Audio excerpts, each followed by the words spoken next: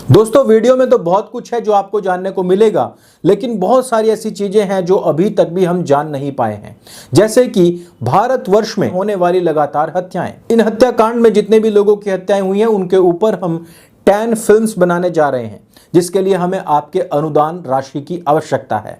आप इस QR code को स्कैन करके हमें अपनी सहायता भेज सकते हैं और मेरी अपील है कि हर एक के घर से कुछ ना कुछ अवश्य आना चाहिए।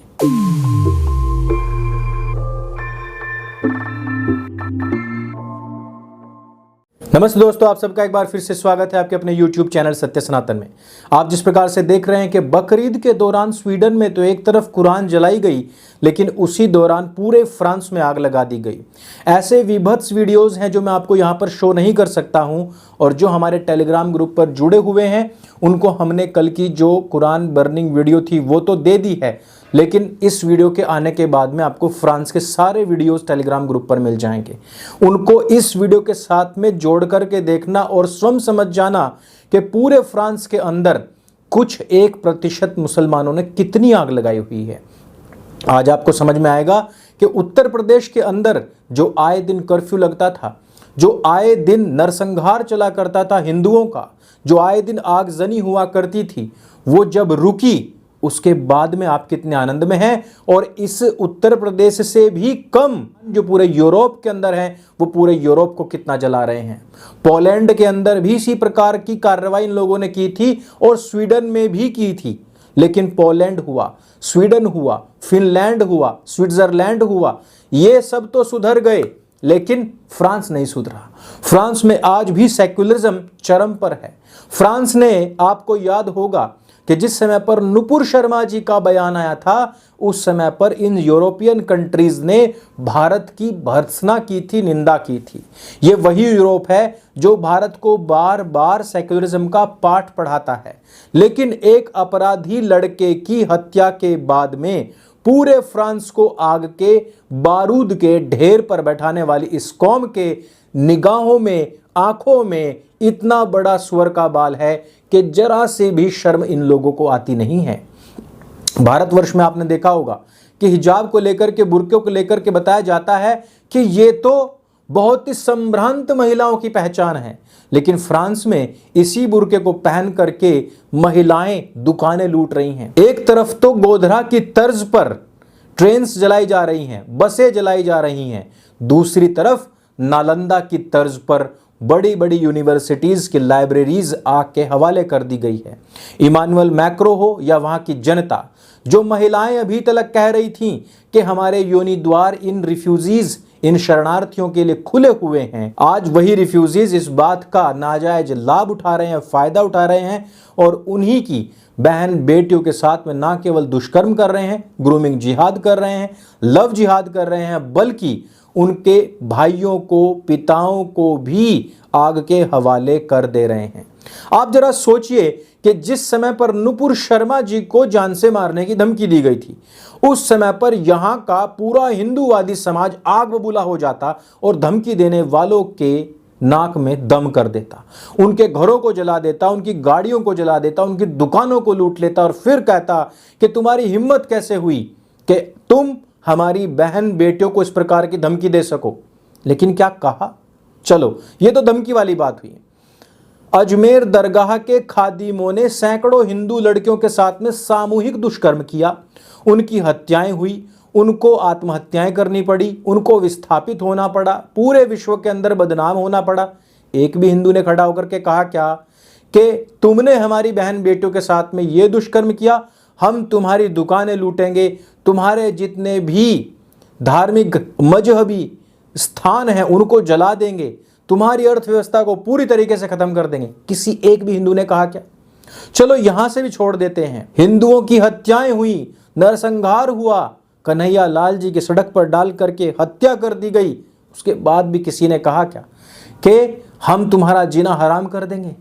फ्रांस की घटनाएं बहुत ज्यादा हैं, मैं कह रहा हूं बहुत हद से ज्यादा हैं, उसका 1% भी किसी ने किया क्या?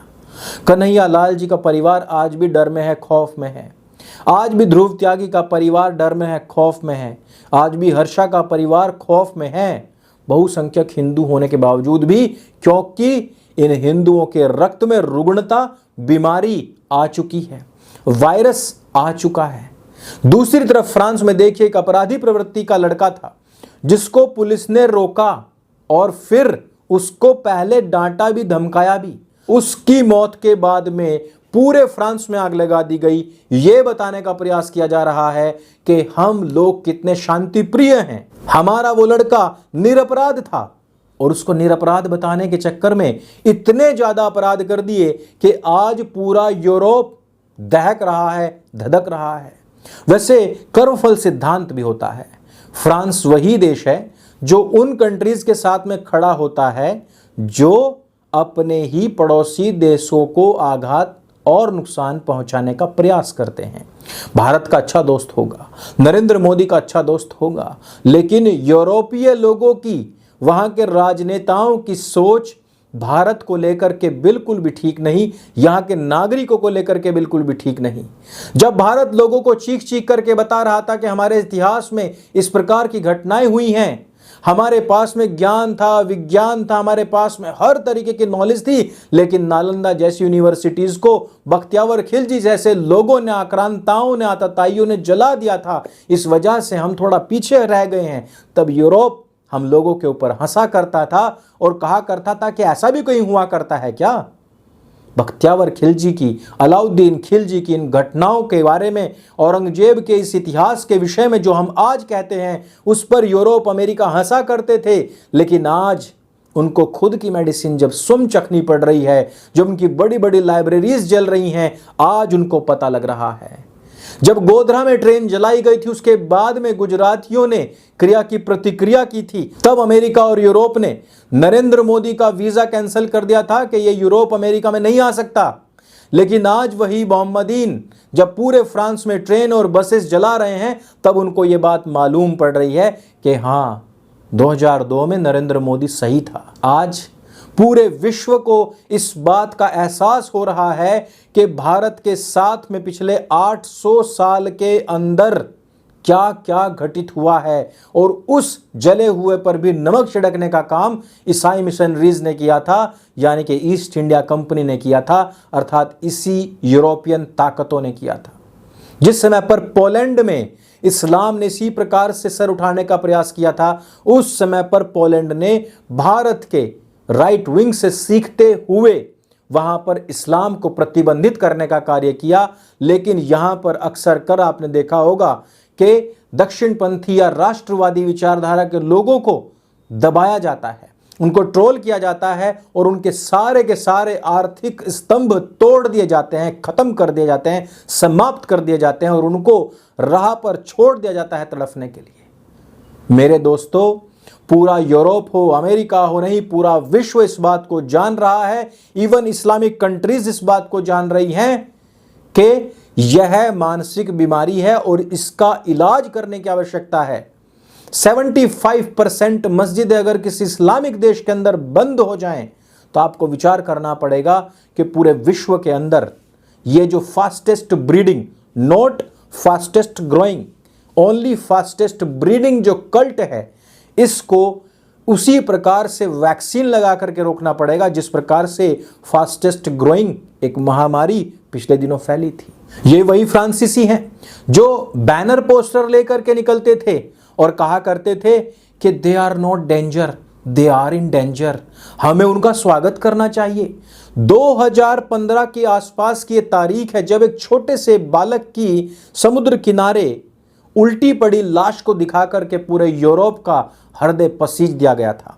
उस समय पर इन लोगों ने बाहें फैला करके इनका स्वागत किया था और कहा था कि सारे रिफ्यूजीज हमारे यहाँ पर उनका स्वागत है, और महिलाओं ने बड़े बड़े पोस्टर उठा करके कहा था कि हमारे योनि द्वार उनके लिए खुले हुए हैं, अर्थात अगर वो चाहें तो हमारे साथ में आकर के सहवास संभोग भी करें, हमें कोई प्रॉब्लम नहीं, कोई दिक्कत नहीं। आज की तारीख में वही इन देशों के लिए डेंजर बन चुका है।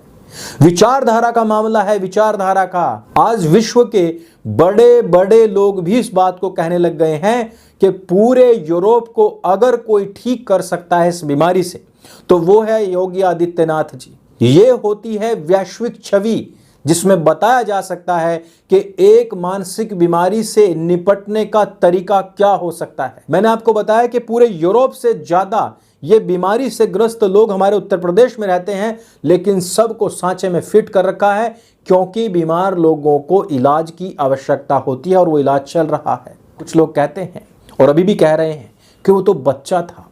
मुझे लगता है कि महाराज योगी आदित्यनाथ जी के साथ साथ फ्रांस को ब्रिगेडियर प्रताप को भी इंपोर्ट कर लेना चाहिए कुछ दिनों के लिए। वो आपको बताएंगे कि ये बच्चे हैं या फिर आतंकवाद के पिल्ले हैं और इनके साथ में क्या इलाज होना चाहिए। दोस्तों, इस वीडियो में सिर्फ इतना ही, लेकिन बात अभी कंप्लीट हुई नहीं है। यूरोप जिस प्रकार से जल रहा है उस पर लोगों को अफसोस तो हो सकता है, लेकिन मुझे लगता है कि कर्मफल सिद्धांत है और सिद्धांत के अनुसार एक ना एक दिन सभी को उस परिणति को प्राप्त होना ही पड़ता है। अंत में फिर से कहना चाहूंगा कि हमारी 10 फिल्म्स प्रोजेक्ट को सपोर्ट करें और फ्रांस हिंसा से संबंधित जितने भी वीडियोस पोस्ट हैं वो आपको टेलीग्राम पर मिलेंगे और टेलीग्राम का जो लिंक है वो हमने डिस्क्रिप्शन और पिन कमेंट में दिया हुआ है। वीडियो अगर अच्छा लगता है, जानकारी से भरपूर लगता है तो उसको सबके साथ में शेयर अवश्य करें। मेरे संग बोले सत्य सनातन वैदिक धर्म की जय। जय हिंद, वंदे मातरम।